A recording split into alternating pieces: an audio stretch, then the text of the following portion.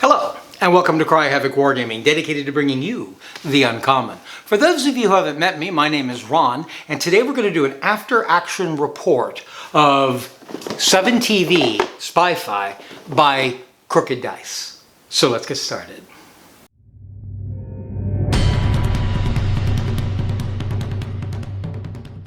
Today we're going to play an episode out of the Argonauts program guide by Crooked Dice called El Hombre Dorado. The Argonauts are Ulysses Argos's evil cast. They're mostly robotic and they're looking at world domination. The particular adventure that we're playing, the sample opponents in the game are just a criminal gang of smugglers. But because I haven't had a chance to use this other cast, we're going to be using United Radionics. I don't have actual United Radionic cards. I'm using the central casting cards to play them.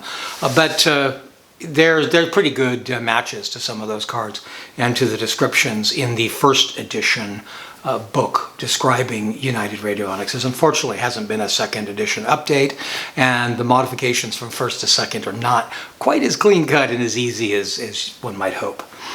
But enough of this discussion. Let us go to the gaming table.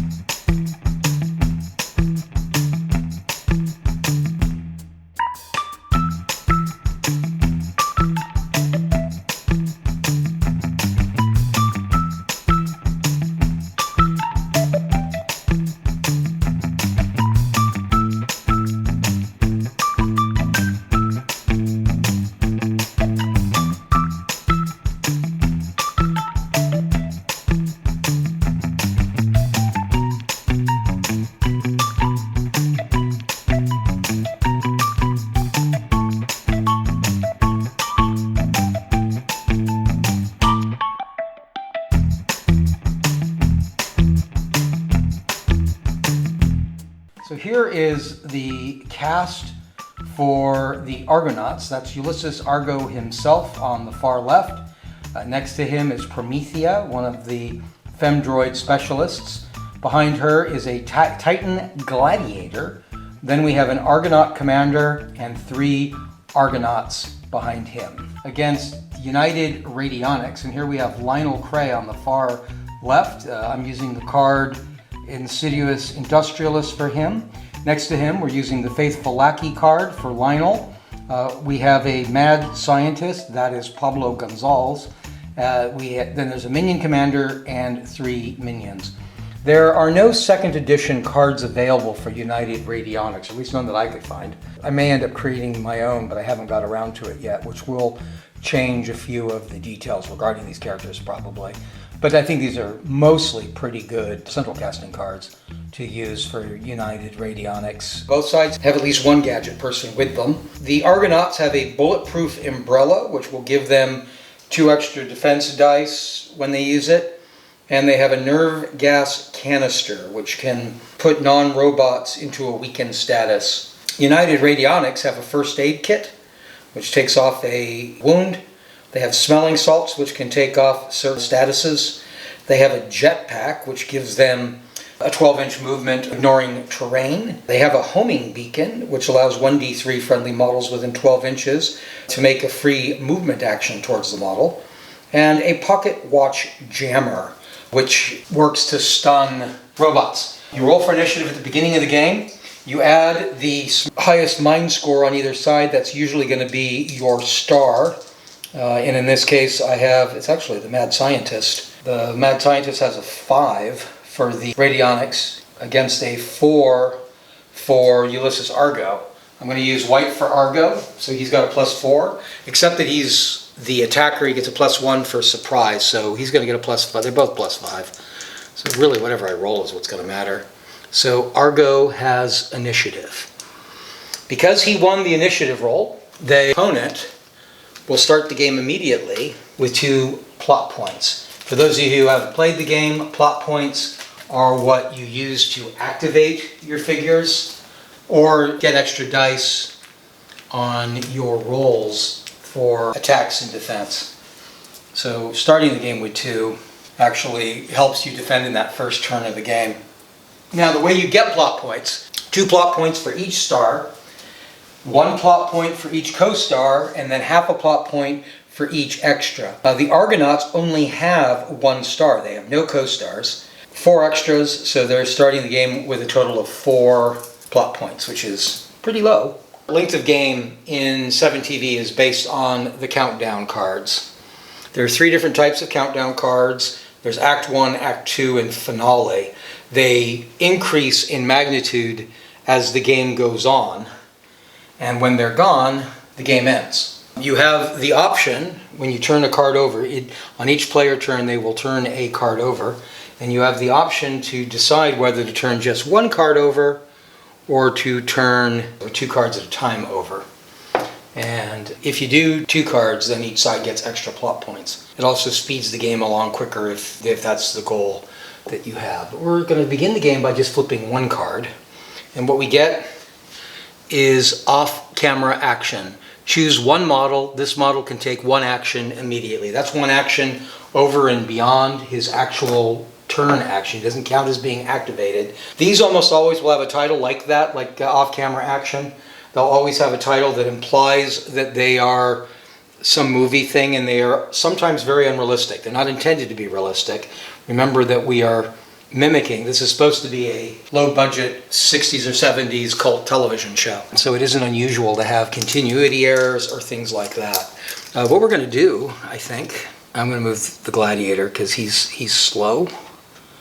He's at a reduced movement, so I will move him for that first thing, and now we will go ahead and begin the game in the normal activations. Oh, Argo should be nominating 1 ongoing model before the episode begins that he can re-roll 1 die on when attacking because he's bent on revenge. Yeah, we're going to make that Gonzalez. I'm going to spend 1 plot point to activate Ulysses. He's going to move. He's going to probably move twice. Let's see. Movement in the game for regular people is 6 inches. Yeah, I'm going to move him for 6, and then he's going to use his second action to take up that plot point.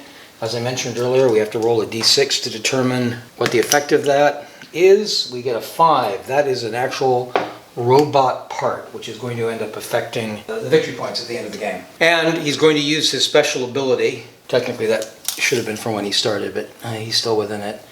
He's going to use his special effect, which is by his command. That allows any robot within a 5-inch radius, 12 inches or less from him, to be activated if they haven't already activated.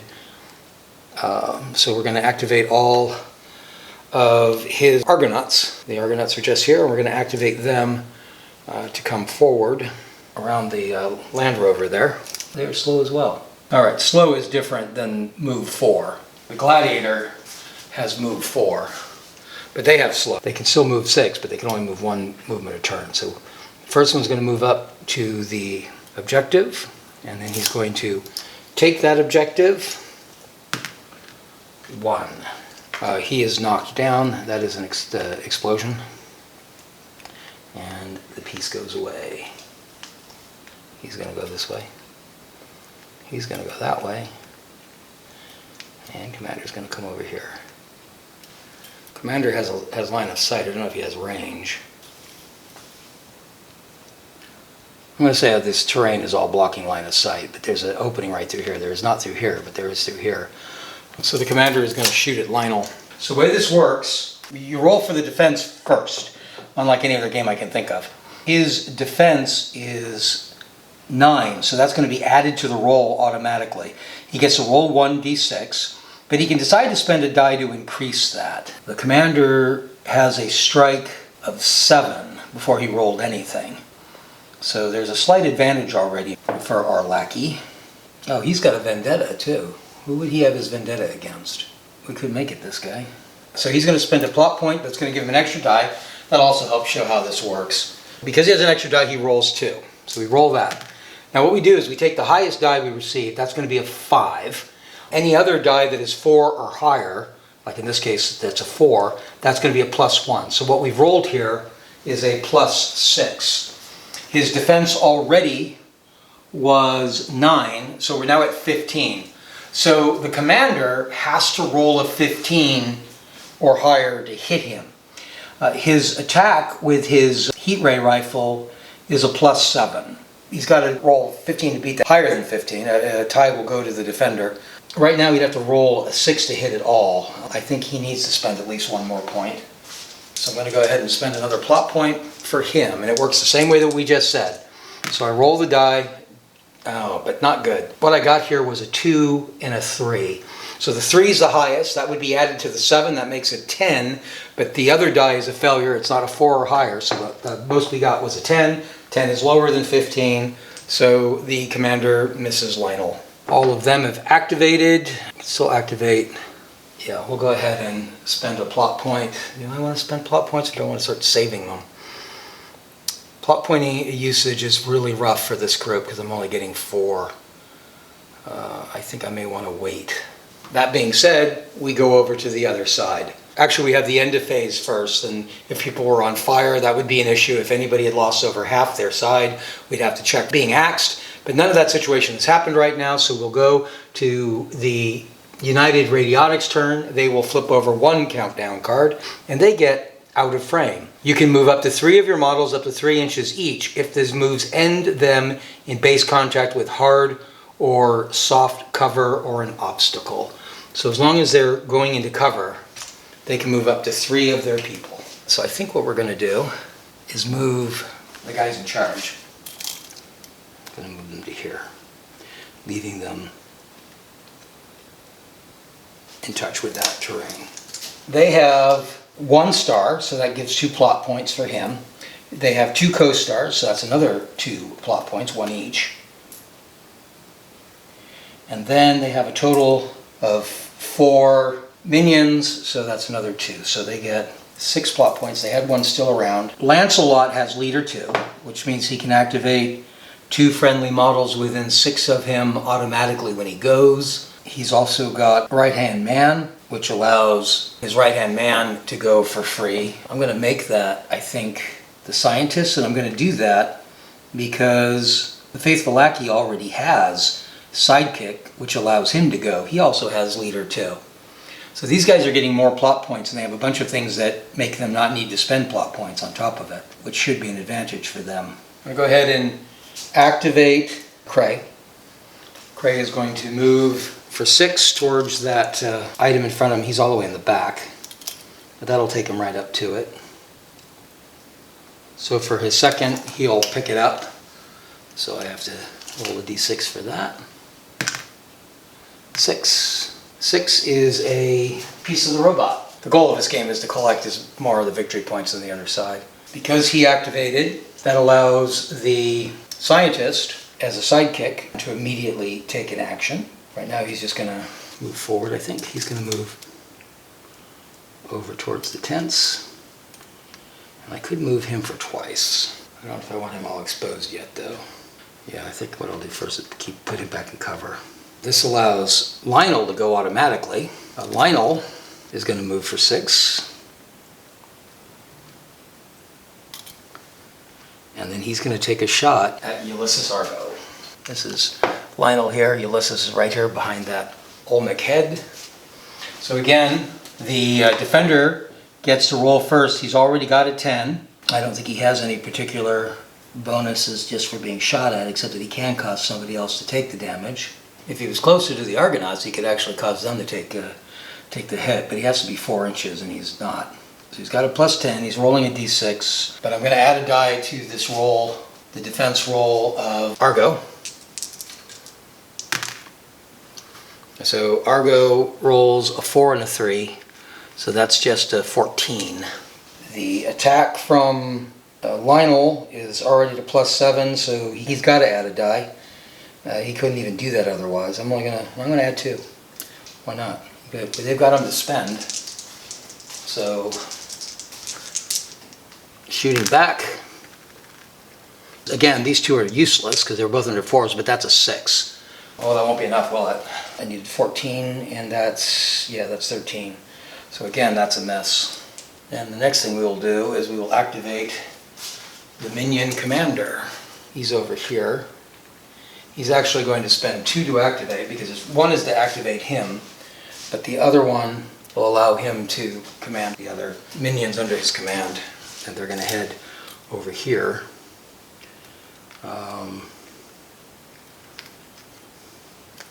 To the objective there. And he's going to go ahead and meet that one.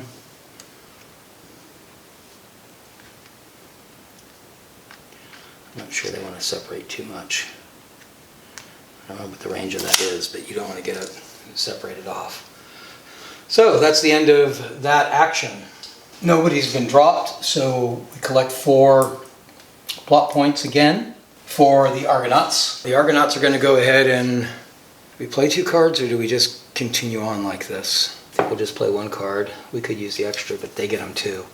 So I get power cut. No models can move twice this turn, so everybody is limited in their movement for this turn. That's not great, but it's not horrible.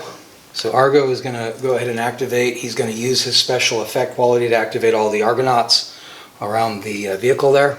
And then he himself, I think he's going to attack Lionel. Yeah, that's the thing to do. Lionel's in soft cover. He's got to spend his point to activate. Oh, he's not in range. He has to approach him, so I'm going to have to move. His weapon is his hands, and they only have a range of 5 inches. The good thing about that, though, is I can come here and take away the cover. He's going to go there. He's going to use his incendiary palms against Lionel. Lionel's defense is 9. I'm going to go ahead and spend a die for Lionel. So he's got 9 already. Gets a total of 13. The incendiary hands has an attack of 8. So I need a 5 or higher. I'm going to spend to have 2 dice. Shoot with the incendiary hands. Oh, wow. So that's a success by 1. Again, this didn't add anything. So the plot point didn't do anything, but I do hit with the incendiary hands. That is a flamethrower template and on fire. Oh, it's a flamethrower template. No, can't get them both. So Lionel's on fire. That'll cause him trouble, or can cause him trouble at the end of the game, or at the end of the turn. That's his activation. His activation automatically made all the Argonauts go. We're going to do some shooting, I think. This one's going to shoot at him. He's going to aim. They're armed with heat rays. It has a range of 12. That's fine. It is deadly. 1 extra die to the die roll. So he gets an extra die without even having to spend plot point for it. He's firing at a minion. The minion's defense is 8. I don't think I'm going to try to stop that. So that's only 11. I get 2 die already for the Argonaut, whose attack is a 7. I'll roll the cocked one. Not that it matters, because that's way over with that 6, but that would actually be +7 anyway. So that does a hit. He would be on fire as well as the hit, but it doesn't matter because the wound is enough to get him. So that one's downed. So this Argonaut just moved up to here, to the plot point, but instead of taking the plot point, he's going to shoot at the commander over there. Commander is a defense of 8. I'm going to go ahead and spend for that. I don't have a lot to spend, but they need... That is 13. The Argonaut doesn't have to spend to get the extra die, but he only gets the 1, so that's 8. His attack was 7. It's a miss. That one is a miss. The other Argonauts, the one that's down, will stand up. That's his first action. He probably can't shoot because he's too far away. Yeah, the other 2 out of cover, and that's too far away. He's going to go ahead and move forward. Lastly is the commander. Commander's going to go ahead and move. I still have 3 if I want to spend them to activate Promethea or Titan. Okay, I'm going to go ahead and move the Titan, I think. I'm moving for 2.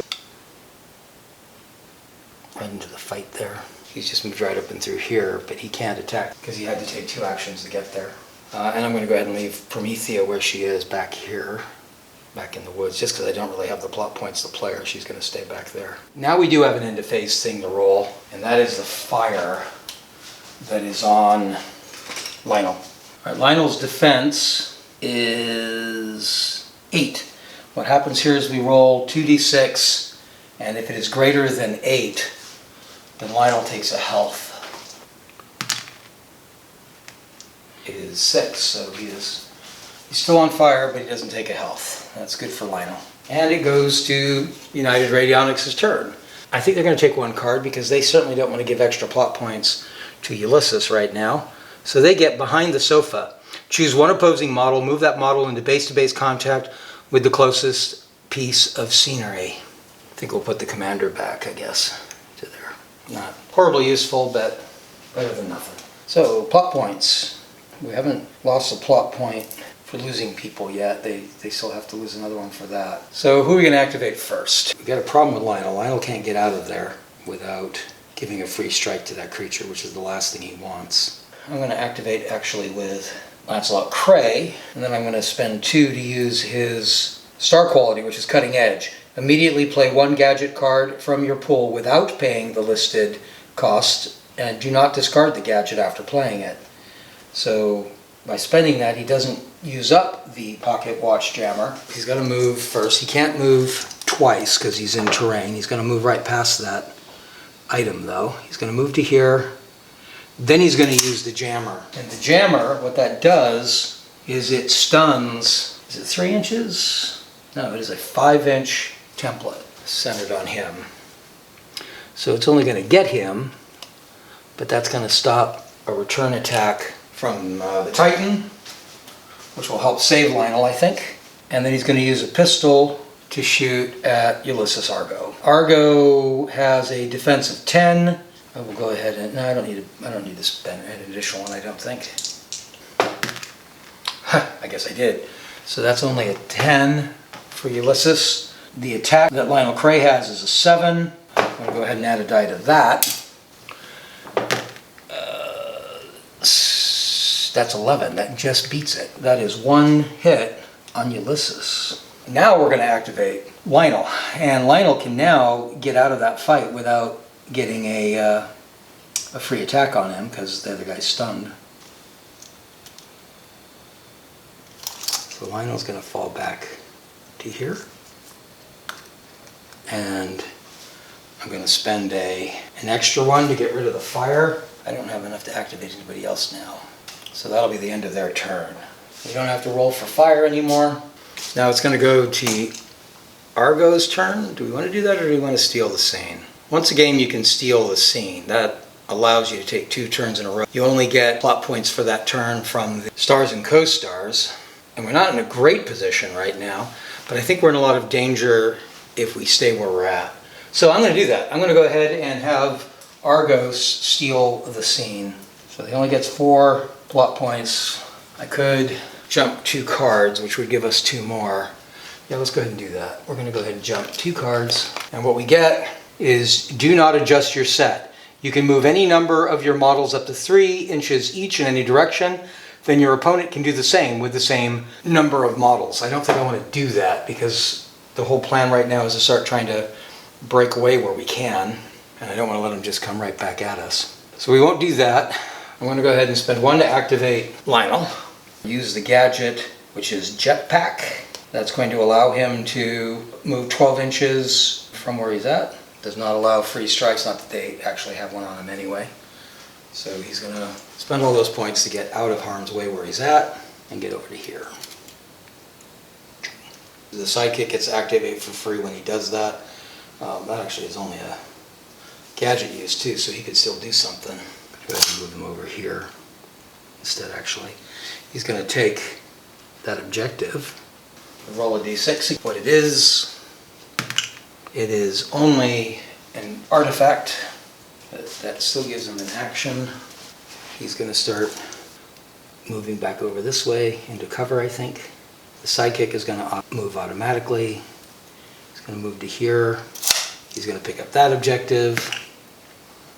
It is only an artifact. That's his turn done. Lionel gets to move automatically because as that sidekick roll, he's going to move over.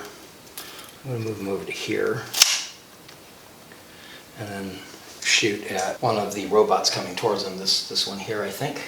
The robot's defense is 8 against an attack of 7. That is a blast weapon of 3 though, so he can actually hit both of them. It's a submachine gun? No, it shouldn't be. It should be a pistol. It will be when I rewrite the card. Well, but I haven't rewritten the card, so we're going to call it a submachine gun right now. So they each have 7. I don't really have the dice to spend on that, I don't think. 5, so that's 12. 12 for the first one. I'm going to add to his. And didn't need to. That's 13 right there. That's a total of 14. These guys only take 1, I think. No, they take 2. These guys are kind of tough. One of those commanders is hit. I'll just put them on them. Except that they should have had an extra die, because their armor gives that, and that would have stopped it. Forgot about that. They get a plus die already. All right, so that is a hit on him. Now the other one, I'm not going to bother because of that. So, 8. Probably should have bothered. So 8 and 8, that was a tie. That one does not hit. I'm going to go ahead and activate the commander. He's going to shoot at one of them. I'm going to go ahead and spend a die, because it's going to be the wounded one. 11. So it has to beat 11. The commander has got a pistol, and he's got a 7 basically. So he would need 4 or higher. I'm going to go ahead and spend 1. And he's got it. So we'll have to roll 5 or 6 for the armor to save it. It doesn't. That is out. That guy is gone. Now, some of the weapons, usually you cannot do 2 strikes of any kind. A strike is either a fight, or what any other game would call a melee, or it is a shoot. But if the weapon, like a pistol, has 2 shots, you can actually use one of your activations. You can shoot twice. So he's going to go ahead and shoot again at the other Argonaut there. The Argonaut is going to roll. He's not going to go to spend. So he gets a 10. I think the commander... No, I don't think I want to spend on the commander. He should have, though. That's going to be a mess. They've stolen the turn. They've gotten to that. They rescued their guys. We don't have anybody on fire or anything. Nobody's over half down. So we're going to go ahead and go to the Argonaut side. Argonauts are going to go ahead and play 2 cards. They get big break. Choose one of your extras. This model can make 1 strike immediately, which automatically succeeds if the target is in range and line of sight. I'm going to put a wound on Lionel because this guy has line of sight right there to Lionel. So Lionel is wounded. We got 2 extra pop points for having jumped, so does our opponent. Activations. I'm going to go ahead and spend a point to activate Ulysses Argos. Argos is going to go ahead attack the doctor there with his heat ray. Mad Scientist has a defense 9. Do I want to add? I'm going to go ahead and spend 1. Give him 2 dice.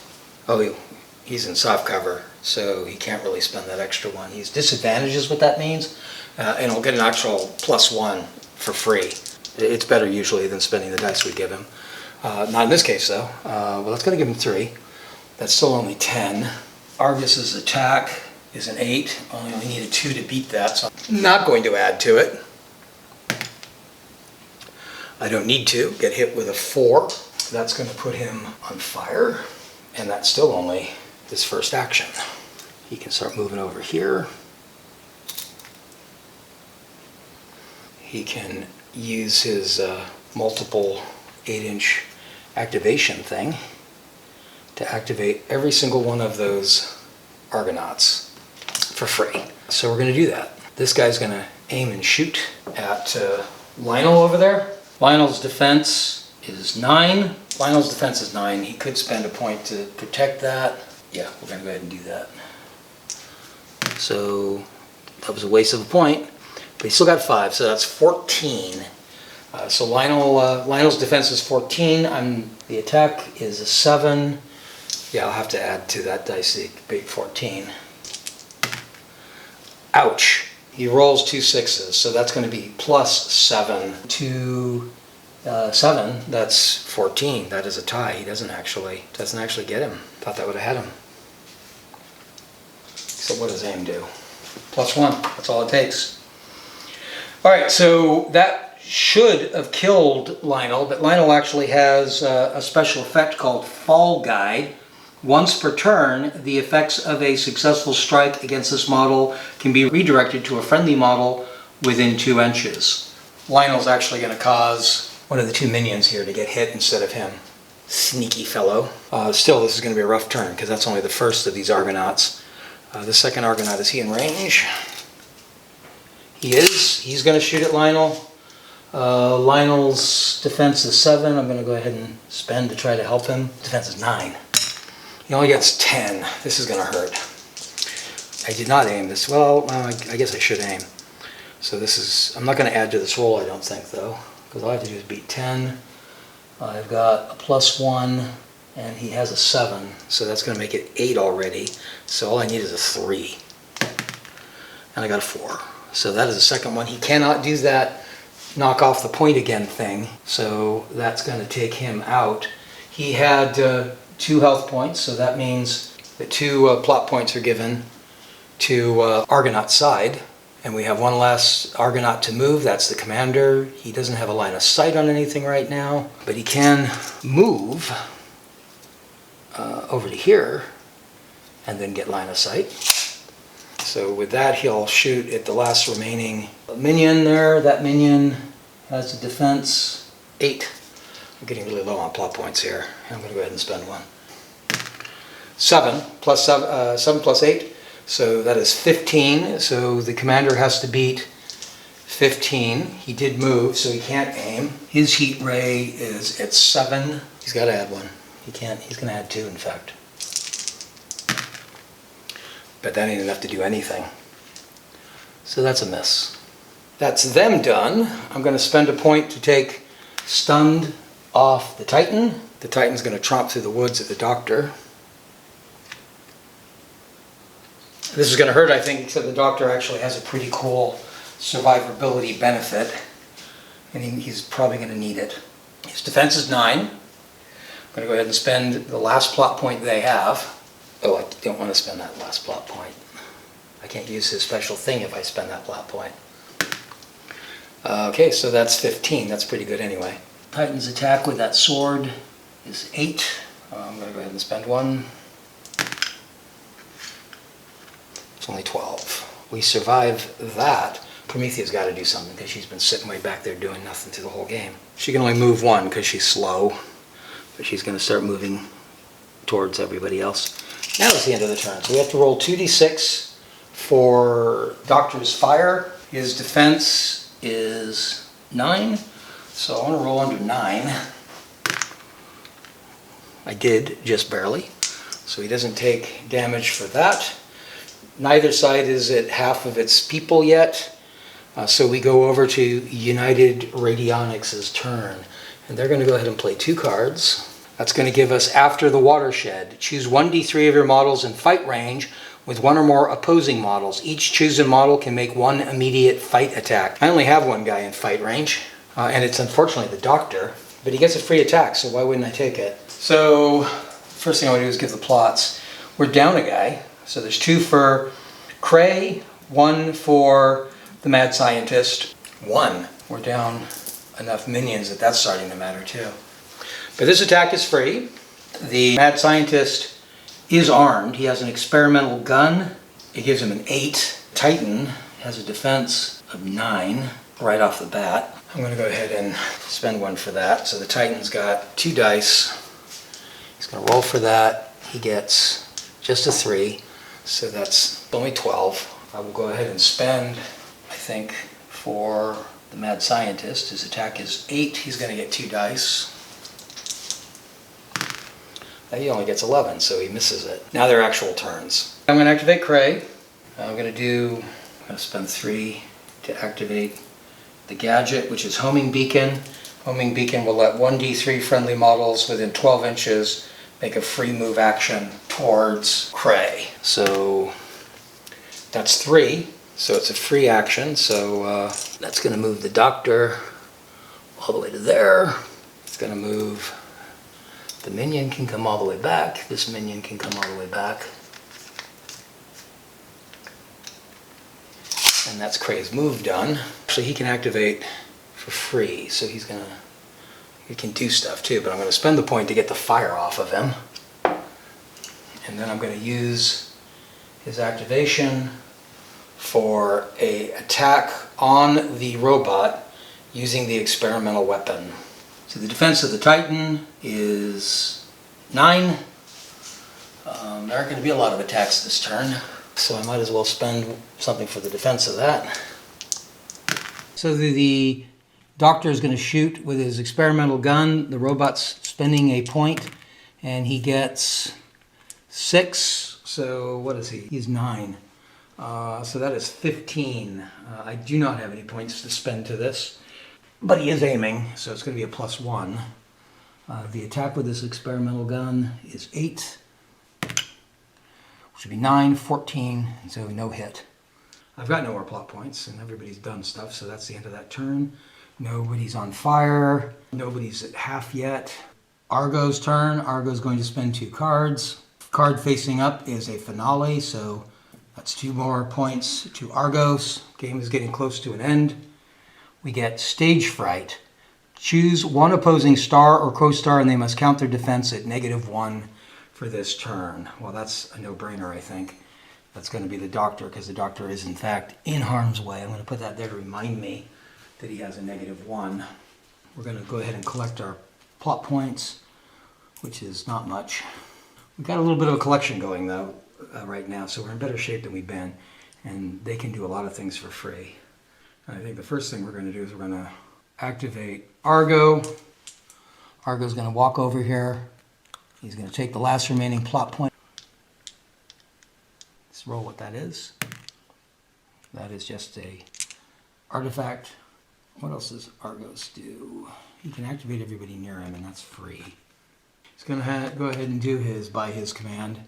That's going to activate, I think, all of the Argonauts there. Commander can shoot from where he is. You might as well spend a defense. Their defenses are 8. 2 dice to the 8. That's going to be 14. I will spend 1 to my attack. He attacks on a 7. He could aim, so it's going to be attack on an 8. 12. Then this one's going to move and shoot that minion. Minion's going to go ahead and spend on 14, 15. I'm not going to beat that probably. I'll spend 2 just to try. 7, 13, 14. And is he within 12 of the commander? Yes. So he can do an aim shot at the commander. The commander's defense is also 8. He's going to spend 1. That is 13. I will spend 1 to hit him. This is just a normal 7. Can I even hit him? Not with that I can't. So that's a mess. I'm going to go ahead and spend to activate the Titan. Titan is going to go ahead and close.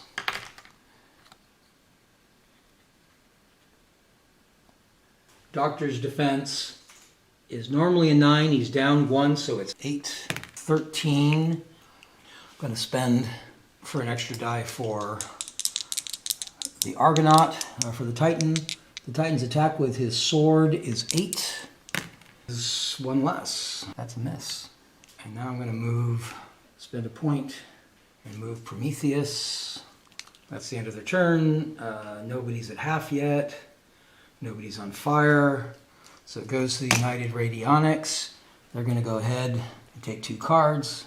The card facing up is a finale, so they get an extra 2 points for that. The card that we get is Color Separation Overlay. Each of your models with 1 or more unexplained special effects can use one immediately without having to pay the cost to do so. We don't have any unexplained.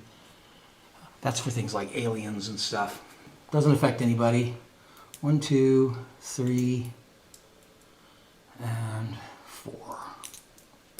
They got to take that Titan down or the Doctor's doomed. I think we activate. He was a leader too, wasn't he? Yep. I'm going to spend 1 to activate Cray. Cray can aim and shoot.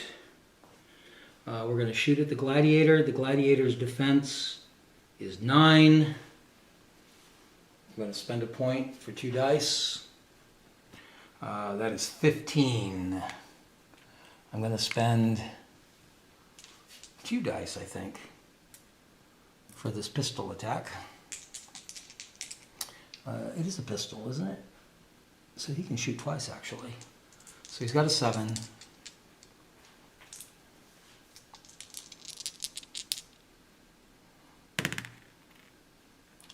That's only 13 for the first one. But he's going to go ahead and take another one. I will go ahead and roll another defense roll. This time it is only 14. I'll spend for 3 dice. Well, that was awful. So nothing. A lot of points spent for nothing. On the other hand, the doctor gets a turn. The doctor can shoot with his weapon. Titan's going to try to defend again. 14. The doctor's weapon hits on an 8. So he needs at least a 6. He's going to spend another point. 12. So that doesn't defeat it. Second shot. I'll go ahead and spend for 2 dice. Oh, no way you're beating that. 6, 7, that's 16. I'm just going to pass on that, I think. All right, leader 2, though. So the other 2 guys get to operate for free. They're going to close with the Titan. We're going to try to take this Titan down. First one. You might as well spend for 2 again. That's 15, 16. Probably can't beat that. And the other one's got to come in and attack. I'll go ahead and spend the last one. That is 6, so 15. Might be able to beat that. 7. Not likely. Yeah, we'll leave it at that. All right, so that's the end of that turn. It is Ulysses Argo's turn, or the Argonauts. They're going to skip 2 cards. Game is almost over. Pick 3 unused countdown cards at random and play them in any order. The card I just got makes it pretty clear to me that these were supposed to be the unused cards in the pile, not in the deck I hadn't laid out. There's only 2 cards left. The turn's going to end this turn. And I can play these in either order. Okay, I've got Cliffhanger and 18 Certificate. I'm going to play Cliffhanger first. Cliffhanger causes the turn to end this game. It's going to anyway because this just used up the last of our cards. All players are going to gain an additional 1d6. So for Ulysses, 1. Great. Ulysses gets 1 additional plot, and Cray gets 4. Then they get 2 for each star or co-star in play. That's 2 for Ulysses Argo, and it's 2 for Cray. And for the Mad Scientist, this is actually helping the opponents more than it is helping Ulysses, whose turn it is. Then 18 Certificate. All attacks which specify 0 health now inflict -1 health this turn. I'm going to try to activate the big guy. He's going to swing at the doctor again. Doctor's defense is 9. He can spend a whole lot. Why wouldn't he? He's never getting another turn. I might as well use him, right? So he gets 16. So he's going to swing. He gets 2. That's not going to beat that. So he's going to shield bash. So the doctor has to do another defense. That worked well. I'm going to spend 3 again. 2. 8. So he's at 17. I don't think that can be beat. Not at a disadvantage roll. So neither of those things will do anything. And his turn is done. We're going to spend 1 to activate Prometheus. She's going to move her 6 inches over here into the fight. She's going to hit everybody there with her weapon. So I'm going to go ahead and roll for the Titan first, because why not? I will spend a dice for the Titan, and that's going to be 7. That's 16. I'm not going to spend any dice for her, but she doesn't really want to take the Titan out. So 7, so no problem. The doctor has a defense of 9. He's going to spend 2. So that's 7. So that's 16. To this one, she will spend 1. Can she even do this? 16. She's got 7 now, so she would need 9. She can't even hit him. We'll roll for the commander. Commander's defense is 8. We'll roll for him. That's 14. She will roll. That's 6. So that's only 13. Can't hit him. The last one, he's going to go ahead and spend. He gets 7. That is 14. She's going to go ahead and swing on him. She will spend one last one. And she can't hit him. That is the end of the game. For objective points, we have 4 points taken by the Cray and only 3 points taken by Argos. Now let's check real quickly for the end of game stuff in the epilogue. Victory points. Victory condition. Enemy has no models. Hasn't affected anybody. No cast is axed. Each object token. That's really the points we just said. Co-star removed from play per the health model of each side. That +2. That's bring Ulysses to 5. Each enemy star or co-star with one or more statuses. None of them have statuses. So beat them by 1. This is actually referred to as a draw. 0 to 1 is a draw, and Ulysses, actually, the Argonauts actually came in 1 point ahead, but that is a draw per the victory conditions. A victory for the Argonauts, but not by a lot, by 1 point. In fact, a draw per the rules of the game. I was a little concerned when I ran this scenario, because I ran it just last week and found the United Radionics was pretty overwhelmed by the Argonauts. But this game was much closer. It makes me feel a little bit more confident in the point balance of these two. And I thought it led to an enjoyable game. I hope you thought so too. If you yourself play any of the 7TV games and would like to make comments, or you have any other questions at all about this particular video, I hope you put those in the comments down below. Also, if you have ideas for further content you'd like to see us produce here on Cry Havoc Wargaming, we look for those in the comment section down below as well. If you've enjoyed the video, I hope that you'll hit like, and if you'd like to continue to receive notifications for videos like this one that may help you determine how to better spend your time or money in your tabletop wargaming hobby, then I hope you will hit subscribe and ring our notification bell. Till next time, cheers.